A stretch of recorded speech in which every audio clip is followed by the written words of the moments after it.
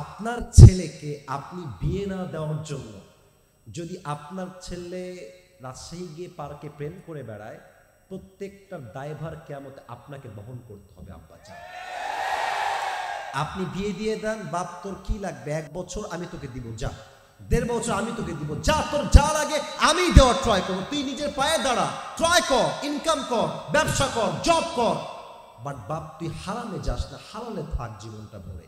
আমি বিশ্বাস করি এই স্লোগান যদি দেশের প্রত্যেকটা বাবার হয়ে যায়, ওয়াল্লাহে এই দেশের 80% যুবক জেনার থেকে বেঁচে যায়। যুবক ভাই, আল্লাহ আব্বাজানদেরকে বোঝার তৌফিক দান করুন, সকলে পড়া আমিন।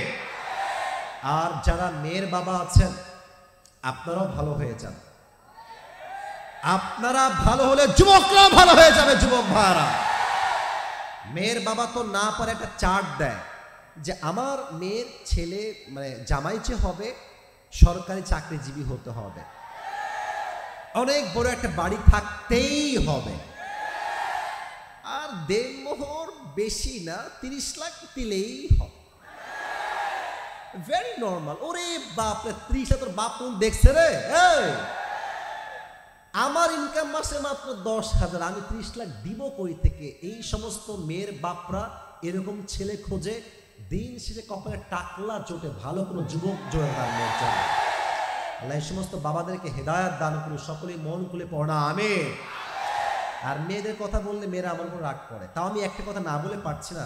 এই মেয়েদের একটা ট্রেন্ড হয়েছে, জামাই হওয়া লাগবে টাকাওয়ালা, তাহলেই নাকি সব সুখ পাওয়া যায়। ওই দিন একটা মেয়ে ফেসবুকে পোস্ট করেছে, আমাকে একজন স্ক্রিনশট দিয়েছে। মেয়েটা লিখেছে যে বাটপার তো সবাই হয়, তো টিনের ঘরে কান্না করার চাইতে BMW তো কান্না করা অনেক। বাটপার নাম্বার 1। এরা হচ্ছে উপরে পুরোটাই ফিটফাট, ভিতরে পুরোটাই সদরঘাট। যুবক এদেরকে হেদায়াত দান করুক, আমরা সকলেই মন খুলে পড়ছি আমিন। তো এবার সিঙ্গেলরা আছো, বিবাহিতরা সবাই আছেন, আমরা 3টে তাকবীর দিব ভাগাভাগি করে, কে পারে দেখবো আজকে। প্রথম তাকবীর দিবেন বিবাহিত ভাইয়ারা, মুরব্বীরা, যুবকেরা। বিবাহিত হলে একটা কাশি দেন, দেখা যাক আজকে কে জিতে। বিবাহিতরা একটা তাকবীর দেন, আমি দিচ্ছি। লিল্লাহি তাকবীর।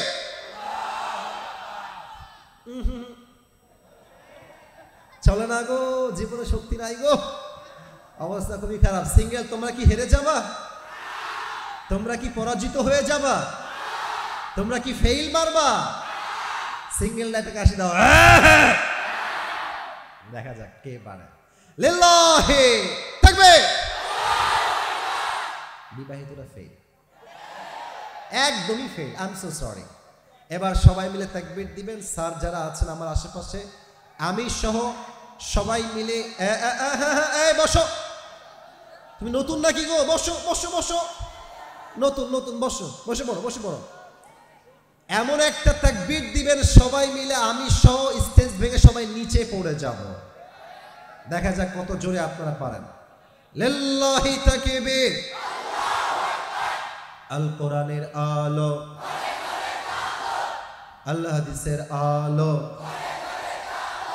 ভুল হয়েছে, সরি, আপনারা বলবেন সংসদে চালো। ওকে, লেটস ট্রাই अगेन টুগেদার। আল কোরআনের আলো। আপনাদের হাত কোথায় গো? জোরে করে করুন না। আল কোরআনের আলো, আল হাদিসের আলো। কোরআন হাদিস যেখানে, আলেম ওলামা যেখানে, নলডাঙ্গাবাসী যেখানে, আল্লাহ কবুল করুন। সকলেই জবান খুলে পড়া আমিন। আজ আমি কোরআন থেকে যে বিষয়ে কথা বলবো তার আগে একটা ঘোষণা দিতে চাই।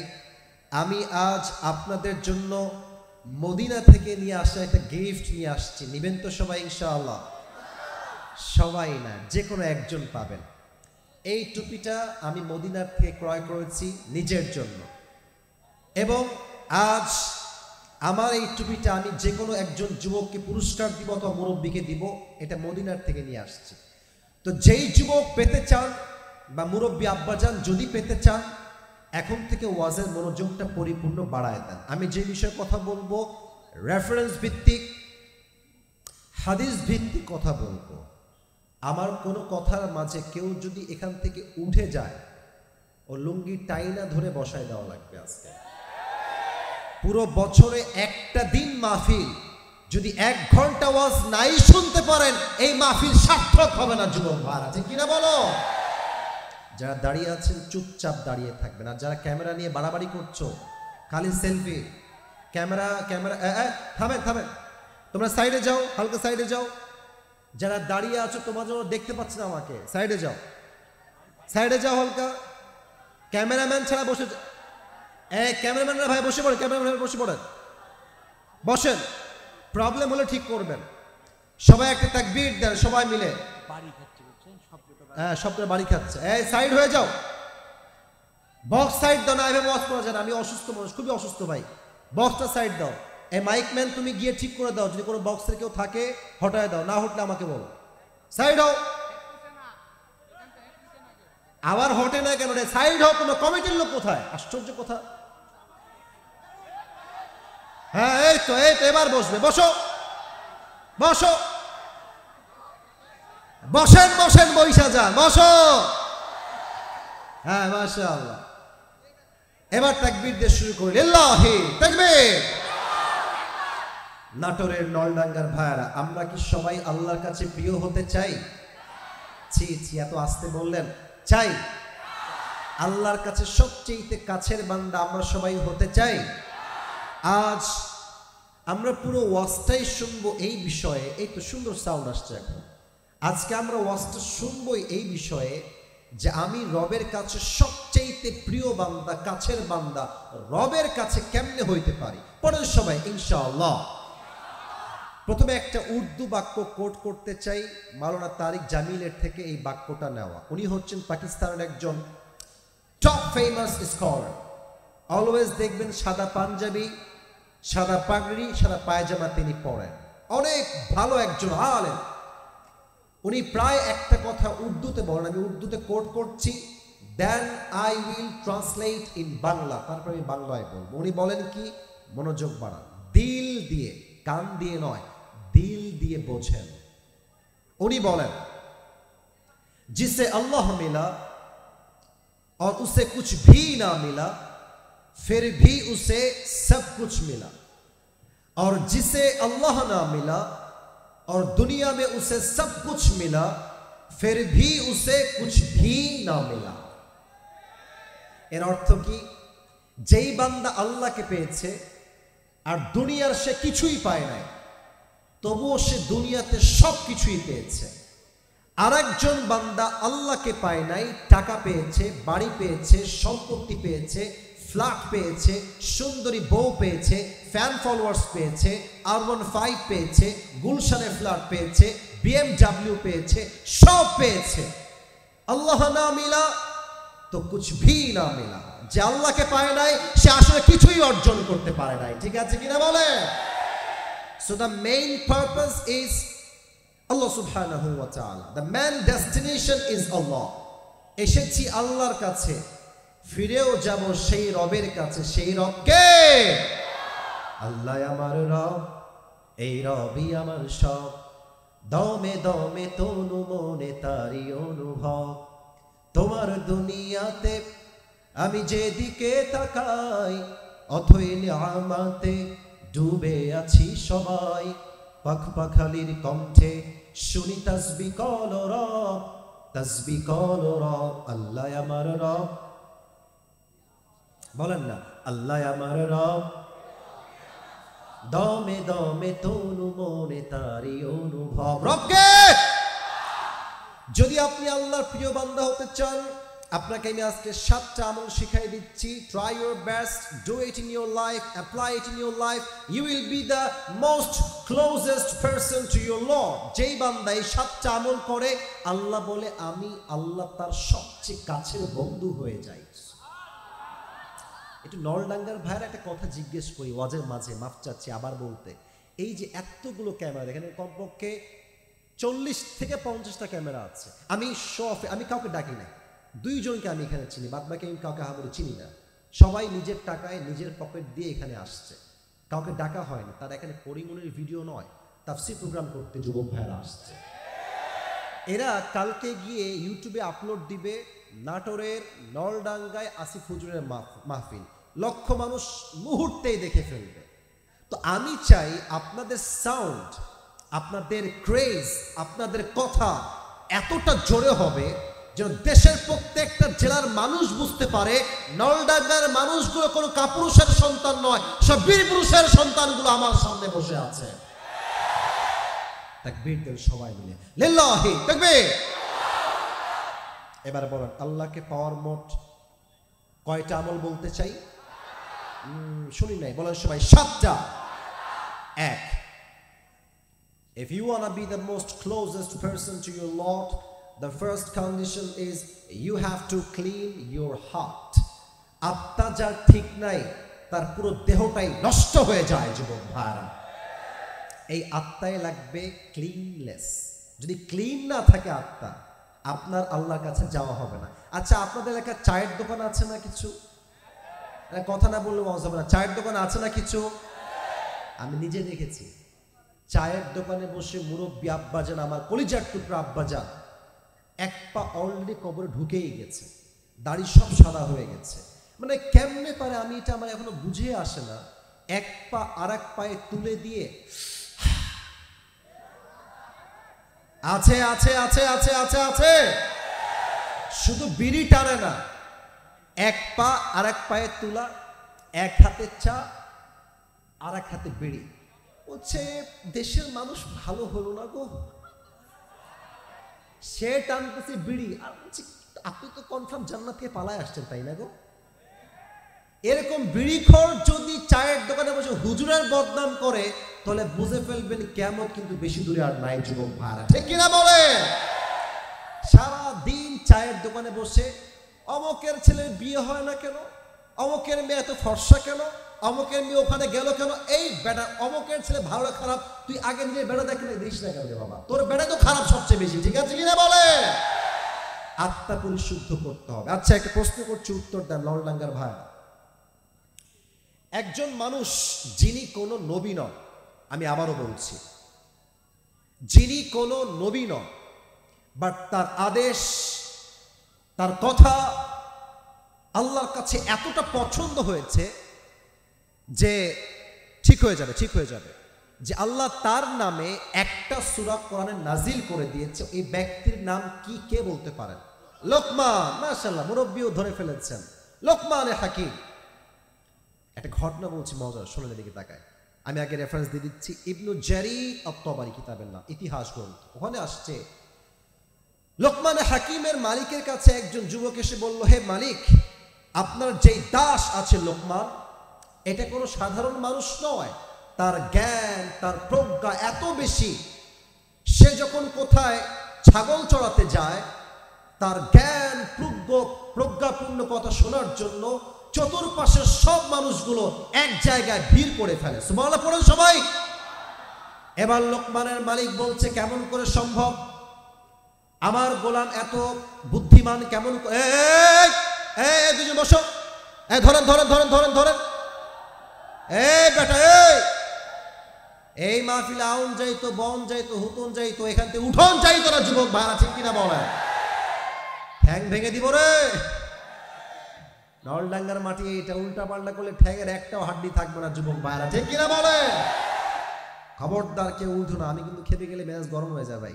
ভালোবাসার সঙ্গে বলছি, আসছেন যেহেতু এখানে, শয়তান ওয়াসওয়াসা দিবে আপনাকে, বাট আপনাকে ওয়াদা করতে হবে এই তাফসীর মাহফিল থেকে আজকে আমি তওবা করে দোয়া করে বাসায় ফিরে যাব, ঠিক কিনা বলে? তো ডেকে বলছে, লোকমান এদিকে আসো আমার কাছে। বলছে, মালিক কি হয়েছে বলেন তো? বলছে, তুমি এখন এখান থেকে যাবা এবং তুমি ওয়াদবাহ শাতান, একটা ছাগল জবাই করবা। ছাগল জবাই করে ছাগলের সবচেয়ে পবিত্র যে অংশ আছে সে অংশ কেটে আমার কাছে নিয়ে আসবা। লোকমানে হাকিম বের হয়ে গিয়েছে, একটা ছাগল জবাই করেছে, ছাগলের সবচেয়ে পবিত্র অংশ কলিজা কেটে নিয়ে আসছে। কি কাটছে যুবক ভাইরা, মুরব্বীরা? কলিজা মানে হচ্ছে হার্ট বা হৃদয়, কলব। মালিক এইটার সবচেয়ে পবিত্র অংশ। বলছে, wow, great, you have done right, ঠিক আছে, কাজ ওকে। আবার যাও, ওয়াদবাহ শাতান, ছাগল জবাই করে, ওয়াখরিজ মিনহা আখবাতা মুদগাতাইন, এবং ছাগলের সবচাইতে নাপাক অংশ কেটে নিয়ে আসো। আবার গিয়েছে ছাগল জবাই করেছে, আবার সে কলিজাই কেটে নিয়ে আসছে। আগেও কলিজা, এবারও না, কথা না বললে ওয়াজ হবে না, আগেও কলিজা এবারও। মালিক বলছেন না লোকমান, ভেবেছিলাম তুমি চালাক, তোর বুদ্ধি টুদ্ধি নাই গো, পবিত্র অংশ কলিজা, নাপাক অংশ কলিজা, how come it possible man? দুইটা অংশ পবিত্র আবার একই অংশ অপবিত্র কেমনে হয়? How come it possible? তোমার তো বুদ্ধি ঢিলু কিছুই নাই, তুমি তো গাধা দেখছি একেবারে। লোকমান হাকিম বলছে মালিক, বুদ্ধিমান লোকের কথা কম, কাজ বেশি, আর যে গাধা ও কথা কয় বেশি, কাজ করে কম। বলছে মালিক, আমি কি চালাক না বোকা, দ্যাটস এ ডিফারেন্ট সাবজেক্ট, ওটা আলোচনার বিষয়বস্তু এখানে নয়। বাট মূল কথা হচ্ছে, আবারও বলছি, মূল কথা হচ্ছে প্রতিটা প্রাণীর দেহে একটা অংশ থাকে, এই অংশ যদি পবিত্র হয় পুরো দেহটাই পবিত্র হয়, এই অংশ পচে গেলে পুরো, কিনা বলে আলা ওয়াহিয়াল কলব, এটাই হচ্ছে আত্মা বা হৃদয়। আর একটা অবাক করা তথ্য এখন দিব সবাইকে, অবাক করা তথ্য। এই আত্মার আবার তিনটা প্রকার আছে হাদিসের ভাষ্য মতে। নলডাঙ্গার ভাইরা কয় প্রকার আত্মা? ওই দিকে কথা নাই, এই দিকেও কথা নাই, বলেন সবাই আমার হাত দেখে, আত্মা কয় প্রকার? এদিকে কয়েকটা বাঘের বাচ্চা আছে, সাউন্ড শুনে বোঝা যায়। এদিকে কি বাঘের বাচ্চা নাই? বলেন সবাই কয়টা, কয় প্রকার? কয় প্রকার? এক, আমি বলছি আপনারা আমার সঙ্গে বলবেন। এক হচ্ছে সুস্থ, এক।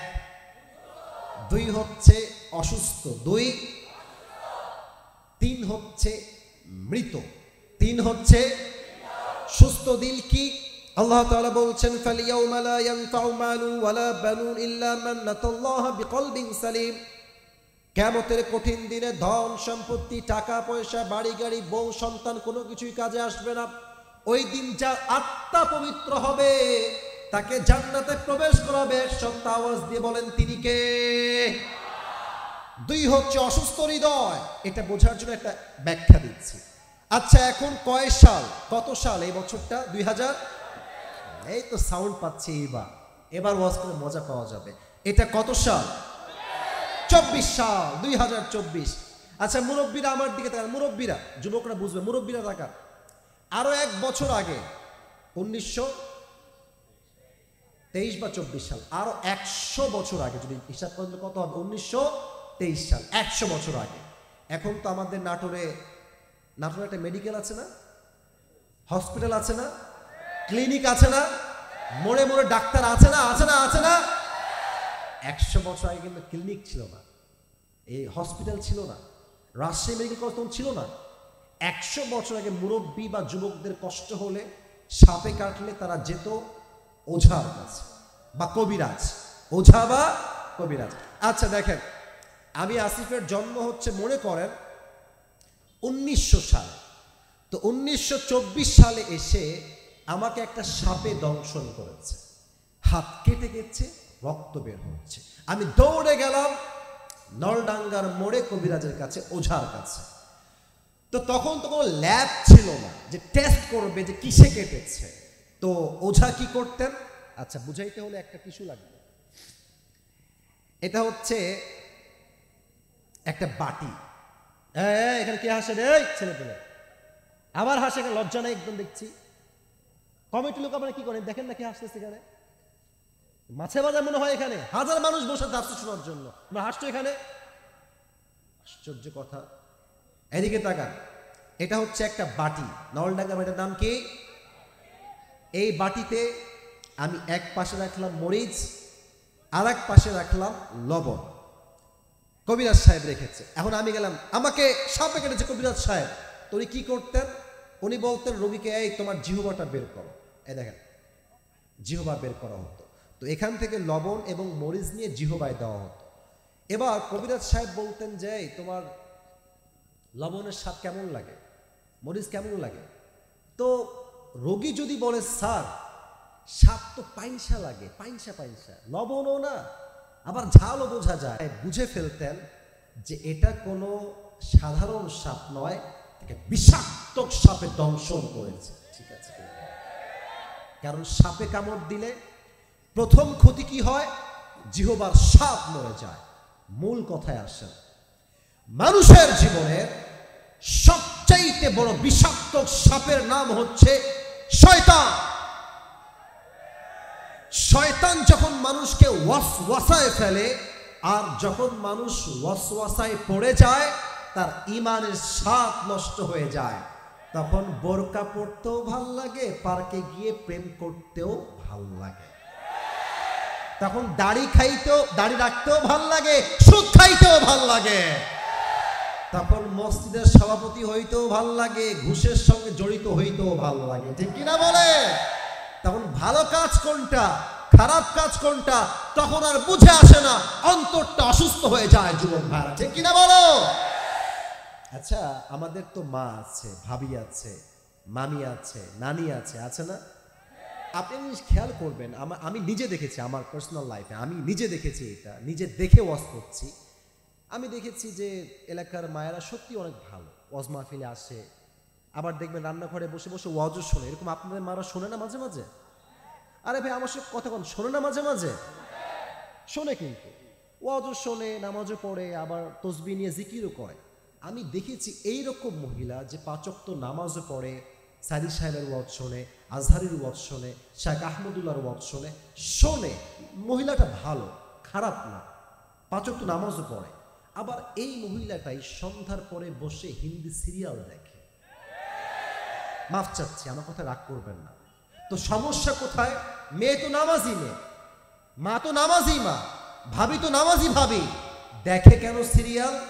কারণ ঈমানের স্বাদ নষ্ট হয়ে গেছে, তো তাই ভালো কাজ করতেও ভাল লাগে, খারাপ কাজ করতেও ভাল লাগে, ঠিক কিনা বলে? ৩ নাম্বারটা বড় মারাত্মক নলডাঙ্গার ভাইয়েরা, যাদের হৃদয় মরে যায়। ৩ নাম্বারে আল্লাহ বলছেন, কোরআন তো এখানে নাই, কোরআন আছে ওখানে, কোরআনটা এদিকে দেন। এই কোরআনে যে আল্লাহ বলেছেন, আমাকে একটু এবার জোরে বলুন তো, একটা কথাও কি ভুল আছে এখানে? ঈমানের কথা ভাই, কোন কথা কি কোরআনে একটা শব্দ ভুল আছে? একটা বাক্য ভুল আছে? একটা মেসেজ কোনো ভুল আছে? আল্লাহ বলছেন, যাদের আত্মা মরে গেছে, আল্লাহ বলছেন উলাইকা কাল আনআম বাল হুম আযাল, আল্লাহ বলছেন তারা কুত্তার চাইতে নিকৃষ্ট। আমার কথা নয়, কার কথা? আপনি আমার কথা নো বলবেন, বাট আল্লাহর কথাকে আপনি চাইলেও নো বলতে পারবেন নলডাঙ্গার ভাইয়েরা? এখন প্রশ্ন করি, উত্তর দেন তো নলডাঙ্গার ভাইয়েরা। এই পৃথিবীতে সৃষ্টির, আবারও বলছি, সৃষ্টির সেরা জীব এই পৃথিবীতে কারা? দিল থেকে কারা? আমিও সৃষ্টির সেরা, আপনিও সৃষ্টির সেরা, আমরা হলাম আশরাফুল মাখলুকাত। আর আল্লাহ আমাকে আপনাকে বলছেন তুই কুকুরের চাইতে খারাপ। প্রশ্ন হতে পারে কেন এটা আল্লাহ বললেন? আমিও ভাবতাম কেন এই মানুষ কুত্তার চাইতে খারাপ কেমনে হয়। আমি সেই দিন গাড়িতে বসে বসে আল্লামা সাইদি হুজুরের একটা ওয়াজ শুনছিলাম, অনেক আগের একটা ওয়াজ, আপনিও শুনবেন, সার্চ করে লিখবেন যে ময়মনসিংহে সাইদি সাহেবের ওয়াজ, অনেক অসাধারণ ওয়াজটা উনি করছেন এই আত্মা নিয়ে ওয়াজ। উনি বললেন একটা এক্সাম্পল, উদাহরণ দিলেন, শুনলেই বুঝবেন যে আল্লাহ আমাদেরকে কুত্তার সাথে খারাপ কেন বললেন। আচ্ছা, নলডাঙ্গার যে রাস্তাটা আমি আসলাম এই পাশ দিয়ে, আপনাদের রাস্তায় রাত 1টার সময় 2টার সময় কুত্তা থাকে না? মুরব্বীরা কথা কন, যুবকরা কথা কন, কুত্তা থাকে না? এই যে মাহফিল শেষে যখন বাসায় যাবেন, রাত বাজবে 1টা, একা থাকলে বুঝবেন বাস কারে কয়। চতুর্পাশে কুত্তা এমনি ধরে, মুরব্বীকে আব্বা গো ভয়, কুত্তা ধরবে বলে। আচ্ছা, এদিকে তাকান, উদাহরণ ভালো করে বুঝবেন, হাসির খোরাক দিচ্ছে, উদাহরণ বুঝবেন। আমি আসিফ, আমার একটা কুত্তা আছে, নাম হচ্ছে টমি। নাম কি? টমি। আচ্ছা, রাত বাজে এখন 12টা, মনে করেন এটা হচ্ছে আমার বাসা, স্যার যেখানে বসে আছেন, আর আমি আসছি ঠিক ওই বাম সাইড থেকে। তাকান তো কোন সাইড থেকে?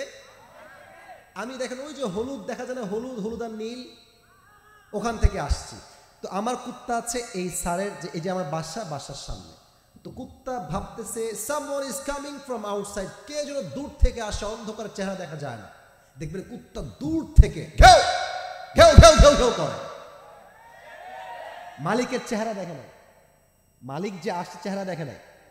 আমি আসিফ যখন আস্তে আস্তে আস্তে এই লাইটের কাছে চলে আসছি, চেহারা ক্লিয়ার হয়ে গেছে। আমি যখনই তার কাছে আসব, দেখবেন কুত্তা মালিক আসলে ঘেউ ঘেউ করতে সাউন্ড কমাই দিয়ে মাথা নত করে দেয়, মালিকের পায়ের কাছে ঝুঁকে যায়। আর কুত্তা তার ভাষায় বলে, I am extremely sorry sir, আপনাকে আমি চিনতে পারি নাই। আচ্ছা, এখন যদি এই মালিকের জায়গায় ডাকাত হয়, চোর হয়, কুত্তা কি ছাড়বে? আরে কতক্ষণ ছাড়বে? এবার দেখেন কি বলি আমি। আচ্ছা, আমি কুত্তার মালিক, আমি আসি কুত্তাকে তো এসি রুমে রাখি নাই, বিএমডাব্লিউ দেই নাই, তাকে তার বিয়ের দেনমোহর দেই নাই, তাকে তো আমি বিশাল বড় গাড়ি দেই নাই। কি দিয়েছি? হয় একটা পাউরুটি অথবা একটা রুটি, অ্যাটলিস্ট এতটুকুই তো নাকি? আপনি আপনার কুত্তাকে বিরিয়ানি খাওয়ান নাকি? যা খেয়ে বেঁচে যায় তাই তো দেন, এই রুটি পাউরুটি পানি এতটুকুই তো, আর কিছু নয়। আল্লাহ বলছে, এই বান্দা, একটা কুত্তাকে মালিক যদি মাত্র একটা পাউরুটি দেয়, ও তার মালিককে চিনতে ভুল করে না। আর আমি আল্লাহ কান দিলাম, নাক দিলাম, ঠোঁট দিলাম, চোখ দিলাম, দেহ দিলাম, জান দিলাম, আমার বান্দা সব চিনল, কিন্তু যে মালিক তাকে দিয়েছে সে মালিককে সে চিনল না, সে কুত্তার চাইতে খারাপ হয়ে গেল। কুকুর তো একটা পাউরুটি পেয়ে মালিককে চিনতে, ঠিক আছে আবেগ লাগবে না, এদিকে তাকান। কুকুর তো একটা পাউরুটি পেয়ে মালিককে চিনতে ভুল করে নাই। আর মানুষ এত নিয়ামত পেয়ে আল্লাহকে চেনে নাই। আল্লাহ বলছে ওই মানুষগুলো কুত্তার চাইতে খারাপ হয়ে গেছে। যুবক ভাইরা, ঠিক কিনা বলো? এটার প্রথম কাজ হচ্ছে আত্মার পরিশুদ্ধি লাগবে। কদ আফলাহা মান যাক্কাহা, আত্মার পরিশুদ্ধি করেছে যে, সফল হয়েছে যে। সুবহানাল্লাহ পড়েন সবাই। 2 নাম্বার আমলটা আরো সুন্দর একটা আমল। মাঝখানে দুজন কয়ে যায়, এক মুরব্বী আর এক যুবক। মাঝখানে, আব্বা যান ওয়াশরুমে যাবেন? আচ্ছা তলে যান, তলে যান, তলে যান। বেশি চাপ দিলে আমার সমস্যা হয়ে যাবে মাঝখান দিয়ে। সবাই একটা কাশি দেন, একটা তাকবীর দেন বাঘের মতো, লিল্লাহি তাকবীর। 2 নাম্বার আমলের নাম হচ্ছে নামাজ। আচ্ছা, রাত বাজে 12টা, আমি উঠেছি 11টায়। আপনার কি মনে হয় সব যুবক মুরব্বীরা নামাজ পড়ে মাহফিলে আসছে? মনে হয় এটা আপনার? না, এখানে এশার নামাজটা পড়ে আসে নাই। পায়ে হাত রেখে মাপ চাচ্ছি, রাগ করবেন না। আবার বাসায় গিয়ে ঘুমাবে, ফজরটাও পড়বে না। আচ্ছা আপনি কোন, এই যে এতগুলো ক্যামেরা আমার সামনে, এই দেখেন, এই কত ক্যামেরা, এত লাইট, এত সেটআপ, এত প্যান্ডেল, আপনি নামাজ না পড়লে এই ওয়াজ দিয়ে ঘোড়া রান্নার কি লাভ হবে? আপনি কোন। আমাদের কাছে সিস্টেম কি জানেন? আরে বক্তা ইউটিউবে ভাইরাল রে, ফেসবুকে খুবই ভাইরাল রে, কিন্তু বক্তার যে ঈমান খারাপ, চরিত্র নষ্ট, আমরা কেউ দেখতে চাই না। যুবক ভাইরা, ঠিক কিনা বলো? আমি আসিফের চেহারা দেখলে হবে না, আপনাকে আমার ঈমান চেক করতে হবে, চরিত্র চেক করতে হবে। যুবক ভাইরা, ঠিক কিনা বলে? নামাজ। আচ্ছা, আপনারা একজন হুজুর আছেন আপনাদের উত্তরবঙ্গের, বজলুর রশিদ হুজুর। গতবার আসছিল, আপনার চেনেন তো সবাই। হুজুর কিন্তু খুব মজার মানুষ গো। হুজুর যা কয় মুরব্বীরা খুব ভালো ভালো বলছে। যুবক ভাইরা, ঠিক আছে কিনা বলো? এই নামাজের কথা বলতে গিয়ে মনে পড়ে গেল, হুজুর এক জায়গায় ওয়াজ করতে গেছেন টাঙ্গাইলে। রাগটা করবেন না তো আপনারা কেউ আবার। আমি বোঝাচ্ছি, নামাজটা মানুষের জন্য নয়, নামাজ পড়বেন 1 সপ্তাহের জন্য। তিনি কে? হুজুর গিয়ে ওয়াজ করছে, রাত বেজে গেছে 12টা, মাহফিল জমে ক্ষীর, মানুষজন খুব মজা নিয়ে ওয়াজ শুনছে, খুব মনোযোগ। হঠাৎ করে নেতা আসছে। আমরা দেখেছি আগের মাহফিলে 5 আগস্টের আগে মাহফিলের সভাপতি টাটকা সূক্ষ্ম, একটা কমিটিও জানে, কিন্তু নাম দিয়েছে কেন? ক্ষমতায় আছে। বুঝলে বুঝপাতা, না বুঝলে? তো হুজুর দেখছে যে হঠাৎ করেই ওয়াজ বন্ধ, নেতা সাহেবের আগমন, শুভেচ্ছা স্বাগতম। আমার নেতার চরিত্র ফুলের মতো পবিত্র, নামাজ পড়ে না একত্র। নেতা সাহেব এসেছেন, এসে বলছে, মাইকটা এখনই দেন, আমি অনেক ব্যস্ত, আমাকে মিটিংয়ে যেতে হবে, মাইক এখন লাগবে আমার, আমি এখন কথা বলে I will go back to home, বাসায় যাব। তো এই মাইকটা নিয়ে এরকম হাতে নিয়েছে, সালাম নাই, কালাম নাই, কিছু নাই। প্রথম কথা, ভাইরা নামাজ নামাজ নামাজ নামাজ নামাজ নামাজ নামাজ খালি নামাজ। তো হুজুর বলে ইয়ার ইয়ে কौन है कहां से आया है, এত ভালো মানুষ, यार ये तो अभी कभी जन्नत से कंफर्म दुनिया में भाग के आई है यार। ঠিক আছে কিনা বলো? কথার আগেও নামাজ, মাঝেও নামাজ, শেষেও নামাজ। তো বক্তব্য দিয়ে নেতা সাহেব নেমে গেছে ডান দিক দিয়ে গাড়ির দিকে। হুজুর বলছে চামচা একটা আছে এদের তার আর কি, এদিকে তোর নেতা তো খুব ভালো রে, নামাজ কালাম তো খুব ভালোই পড়ে, কমপক্ষে তো 70 টাকা তাহাজ্জুদ পড়ে তাই না রে। চামচাকে বলতেছে, চামচাকে। তো চামচার ভাষা শুনলে আবার রাগটা করে না, হুজুর এমনি বলছে আর কি। তো বলছে যে চামচা বলছে হুজুর কানে কানে রাগ করবেন না, এর সঙ্গে 5 দিন একসঙ্গে আছি, এই শালা এক ওয়াক্ত নামাজও পড়ে না। তার মানে কিছু নেতা আছে আমাদের সমাজে আল্লাহর জন্য নয় ভোটের জন্য নামাজকে তারা ব্যবসা হিসেবে ইউজ করে। যুবক ভাইরা ঠিক কিনা বলো? ওমর ফারুক রাদিয়াল্লাহু তাআলা আনহু জামানায় একজন যুবক, তার নাম হচ্ছে আবু লুলু আল মাজুসি, অগ্নি উপাসক, আগুনের পূজা করে। এসে বলছে ইয়া ওমর, ইয়া ওমর, আমার যে মালিক আছে সে প্রত্যেক দিন আমার কাছে 6 দিরহাম চার্জ করে। নাটোরের নলডাঙ্গার ভাইরা বলেন সবাই কয় দিরহাম? তো আপনি কথাবার্তা বলে একটু কমায় দেন, এত দিরহাম আমি চার্জ দিতে। এই নীলগঞ্জ যাই, সাহস তো কম না রে, বসো। না না বসো, কোনো 1 নাম্বার লাগবে, তো যুবক মানুষ বাবা, 1 নাম্বার চাপায় বসে থাকতে হবে যুবক ভাইরা, ঠিক কিনা বলো যুবক ভাইরা? তো আপনি 6 দিরহামকে কমিয়ে 2 দিরহামে নিয়ে আসেন, আমি এটা পারবো দিতে। তো বলছে আচ্ছা ঠিক আছে নিয়ে আসবো, বাট তুমি কি কাজ করো, তোমার ব্যবসা কি, তোমার জব কি? তো বলছে ওমর আমি মূলত খঞ্জর বানাই। আমার ডান হাত দেখেন, দাঁড়ায় থাকা ভাইরা ওই যে অনেক দাঁড়ায় আছেন, ডান হাত দেখেন। খঞ্জর কাকে বলে? এটাও হচ্ছে চাকু, এটাও হচ্ছে চাকু, মাঝে থাকে হ্যান্ডেল, মাঝে থাকে কি হ্যান্ডেল, এটাকে আরবিতে বলা হয় খঞ্জর। বলছে তাই নাকি, তুমি খঞ্জর বানাও? তুমি তো অনেক ধনী রে ভাই, তোমার তো 6 দিরহাম নয়, অ্যাটলিস্ট 10 দিরহাম চার্জ হওয়ার কথা। এবার ওই যুবক খেপে গিয়ে বলছে ওমর আচ্ছা সবাই যেহেতু মুসলমান তাই তুমি সবার বেলায় নরম, আর আমি যেহেতু কাফের তাই তুমি আমার বেলায় হয়েছে গরম, তাই না ওমর? এবার তোমার সঙ্গে আমার খেলা হবে, কেউ আমাকে আটকাইতে পারবে না। হুমকি দিয়ে বের হয়ে গেছে। সারা রাত মিলে এই হাদিসটা বলতে গেলে আমার চোখের পানি থামে না, বুকটা কষ্টে ফেটে যায়। কতটা নির্মম বাস্তবতা ঘটনা। বের হয়ে সারা রাত বিশাল লম্বা একটা সে খঞ্জর বানিয়েছে ওমরকে হত্যা করার জন্য, বিশাল লম্বা খঞ্জর। নলডাঙ্গার ভাইরা শীতকালে আমরা ঠান্ডা লাগলে কি মুড়ি দেই গো গায়ে? কম্বল, মাফলার বা চাদর। ভোর রাত তাহাজ্জুদের সময় যখন আজান দিয়েছে ফজরের, আল্লাহু আকবার, হাইয়া আলাস সালাহ, হাইয়া আলাল ফালাহ, আজান যখন দিয়েছে ওমর আসে নামাজ পড়তে। এই কাফেরটাও আসছে। কেমনে আসছে? আমার দিকে তাকান, মেয়েরা দেখবেন নেকাব পরে এমনে, তাই না? এই যে এই পাশ দিয়ে ঢাকা আর এই পাশ থেকে এই পর্যন্ত ঢাকা, পুরো ফেসটাই কভার্ড বাই নেকাব আর বোরকা। এবার আমাকে না দেখলে আপনি হাদিসটা বুঝবেন। আমার এতটুকু দেখেন, চেহারা না, এতটুকু দেখেন আগে। আজ 2 চাদরের 2 পাট, এই দিকে একটা এই দিকে একটা, আগে ঝুলিয়েছে আমি। ও চাদর তো আমার কাছে আছেই, ভুলে গেছি। আচ্ছা চাদর কি দেখা যায়?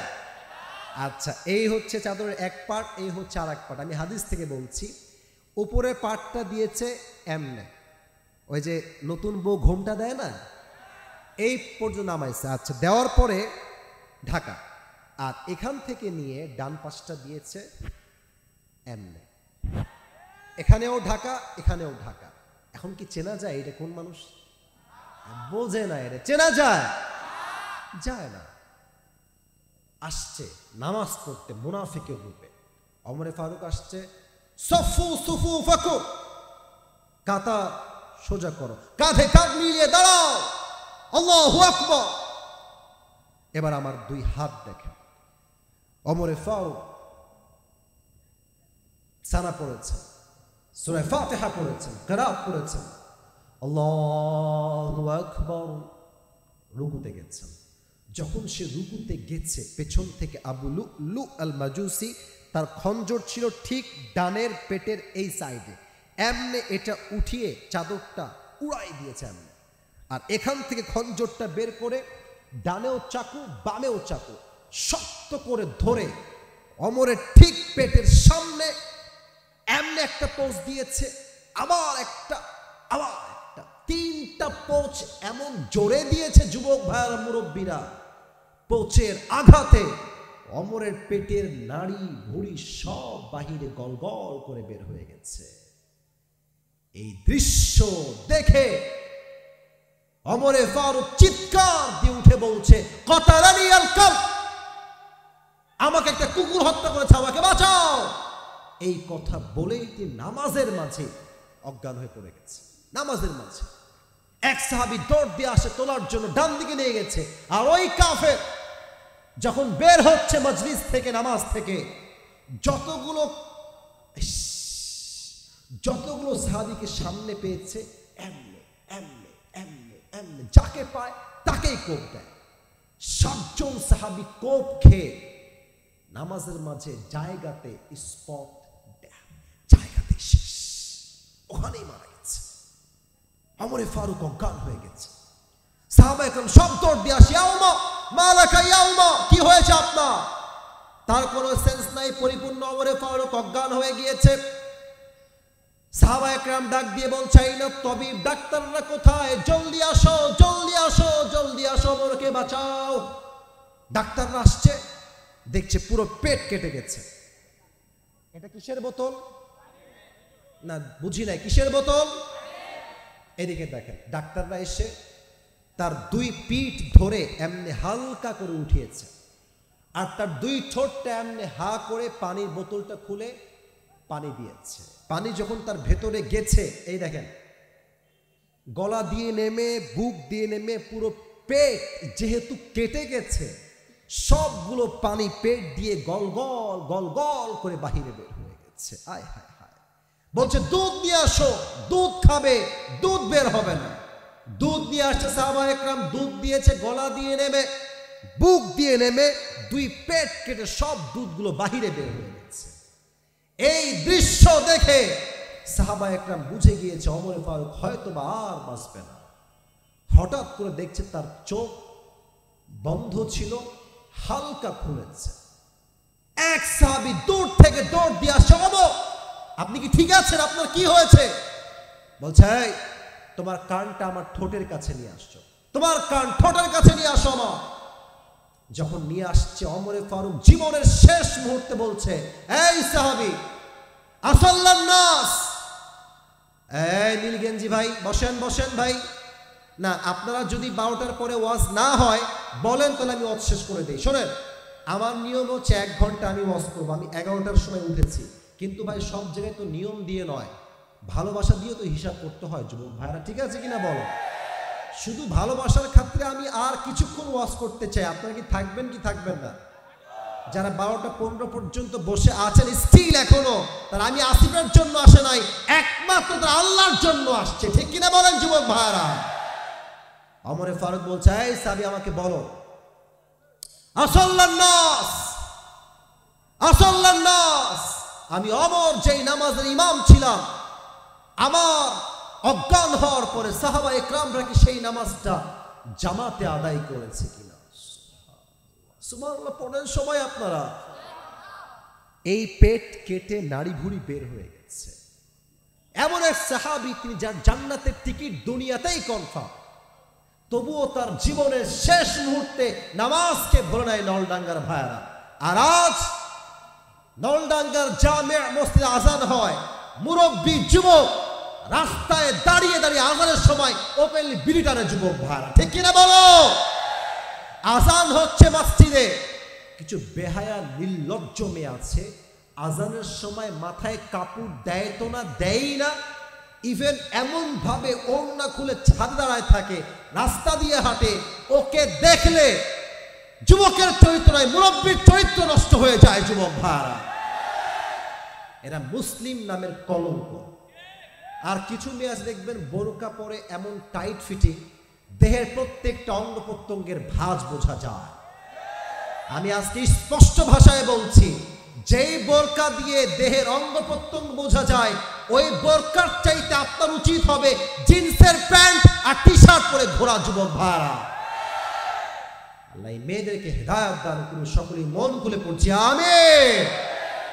ওমরে ফারুকের মতো সাহাবী জীবনের শেষ মুহূর্তে নামাজকে ভুলে নাই। আপনি কোন জান্নাতি হয়েছেন, আপনি নামাজ পড়তে চান না? এখানে কত যুবক যে আছে ফজর নামাজ যে কবে জামাতে পড়েছে ও বলতেই পারবে না। শুক্রবারে দেখবেন মসজিদে জায়গা হয় না, কত লোক। আবার ঠিক শুক্রবারে ফজরের সময় হারিকেন দিয়ে মুসল্লি খুঁজে পাওয়া যায় না। তো এরা কই থেকে আসে? এরা কি ভাবে যে আমি সপ্তাহে একদিন যাব আর তাতে আমি কনফার্ম জান্নাতি হয়ে যাব? আপনার এক বেলার হাজরা দিয়ে আল্লাহর জান্নাত পাওয়া এত সহজ নয় যুবক ভাইরা, ঠিক কিনা বলে? আল্লাহকে পাওয়ার জন্য 2 নাম্বার আমল হচ্ছে নামাজ। 3 নাম্বার আমল আমি এখন শর্টকাটে বলবো, ব্যাখ্যা খুব বেশি দিয়েছি, এখন ব্যাখ্যা দিব না। In very shortcut way I will talk about on this matter.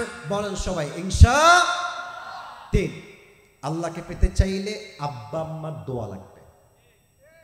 এটা ঠিক বলতে পারলেন না আপনারা?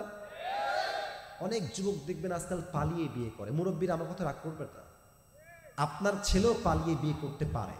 কেন পালিয়ে বিয়ে করবে? কারণ তার মাঝে নবীর আদর্শ সে এখনো বিলং করতে পারে নাই। আরে বেটা, তুই বাপ মাকে মাইনাস করে কোন গার্লফ্রেন্ড পিছনে যাস রে বেটা? গার্লফ্রেন্ড তো যেমন ভালো তেমন ডেঞ্জারাসও বটে যুবক ভাই। মাথায় রাখবা, তোমার গার্লফ্রেন্ড তোমার আপন নয়।